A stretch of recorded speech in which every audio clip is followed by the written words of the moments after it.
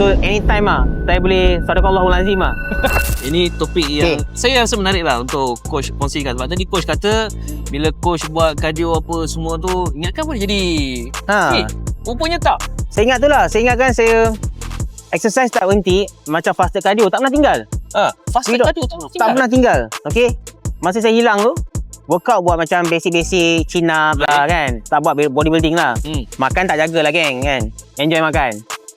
Mindset macam aku dah makan aku burn. Aku makan aku burn. Nanti aku sihat lah. Tak ada.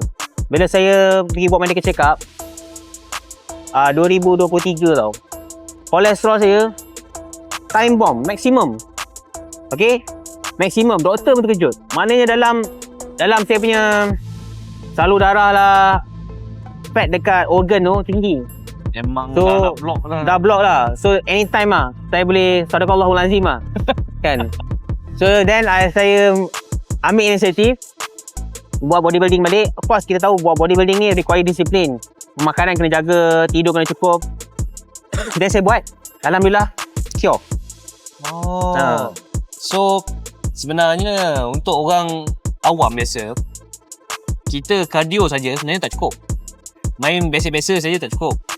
Jadi kena jaga juga, disiplin tu kena ada. Pemakanan kena tally. Pemakanan kena tally dengan exercise kita. Kena selarikan. Jadi pemakanan saja kalau fokus pun tak memadai sangat. Tak memadai. Buat latihan saja pun tak cukup juga, kena buat dua-dua. Dia hand in hand. Hand in hand. Guys, jangan ingat kita ni sekarang ni nampak macam sihat, tapi sebenarnya Tak sihat. dalaman ada something wrong. Betul. Okay? Pergilah training, pergilah buat latihan, pergilah bersenam dan jaga makan. Bukan untuk orang lain, untuk diri korang juga, untuk diri sendiri. Guys, stand by guys.